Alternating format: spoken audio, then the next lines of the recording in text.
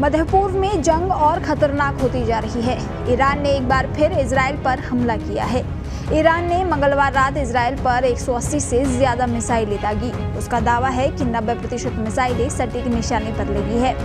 हमले के बाद इजराइल के प्रधानमंत्री बेंजामिन नेतन्याहू ने कहा कि ईरान ने बड़ी गलती कर दी है और उसे इसका अंजाम भुगतना होगा।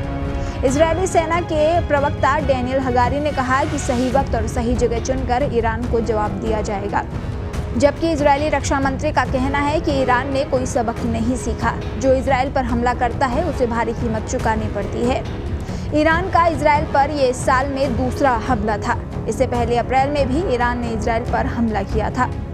हालांकि फिलहाल हमले रुक गए हैं, लेकिन मध्य पूर्व के कई मुल्कों में ईरान के प्यादे हैं जो इजराइल की टेंशन बढ़ा सकते हैं। तो ईरान के ये 7 प्यादे कौन कौन से हैं, कहां कहां हैं, वो आपको बताते हैं। सबसे पहले बात करते हैं गाजा पट्टी की। 1987 में बने हमास को इजराइल, अमेरिका समेत कई देशों ने आतंकी संगठन घोषित कर रखा है। इस्माइल हानिया इसका मुखिया था, जिसे जुलाई में इजराइल ने मार गिराया था। 2007 से हमास का गाजा पट्टी पर दबदबा है। हमास का सबसे ज्यादा समर्थन ईरान करता है। ईरान से ही हमास को सबसे ज्यादा फंडिंग मिलती है। हमास के अलावा गाजा पट्टी में फिलिस्तीनी इस्लामिक जिहाद नाम का संगठन भी एक्टिव है। यह हमास के बाद दूसरा सबसे बड़ा संगठन है। 1970 में बने इस संगठन को भी ईरान का समर्थन मिला हुआ है। दूसरा है इराक। यहाँ पर भी कई चरमपंथी संगठन हैं जिनका साथ ईरान देता है।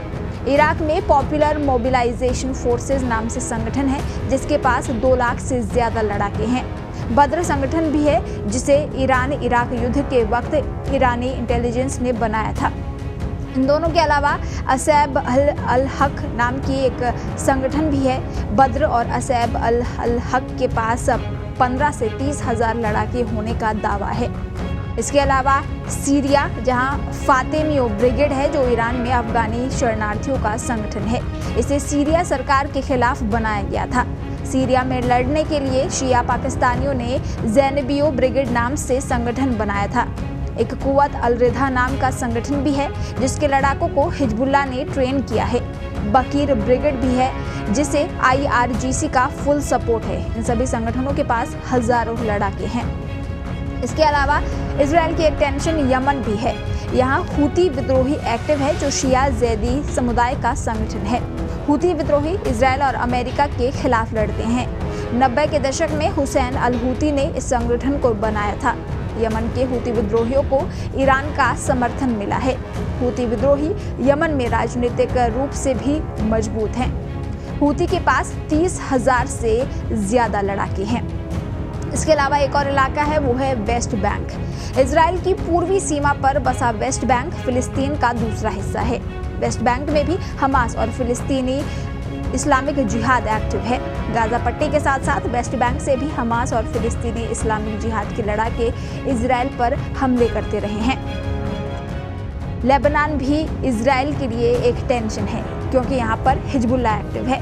1982 में ईरान के रेवोल्यूशनरी गार्ड्स ने इस संगठन को बनाया था। हिजबुल्लाह को भी कई देशों ने आतंकी संगठन घोषित कर रखा है। इसका मकसद ईरान में हुई इस्लामी क्रांति को दूसरे देशों में फैलाना और लेबनान में इजरायली सेना के खिलाफ मोर्चा खड़ा करना था। इजराइल के खिलाफ इस जंग में हिजबुल्लाह हमास का साथ दे रहा है। साल 2006 में भी हिजबुल्लाह ने इजराइल के साथ 35 दिन तक जंग लड़ी थी। इसमें 158 इजरायली नागरिकों की मौत हो गई थी।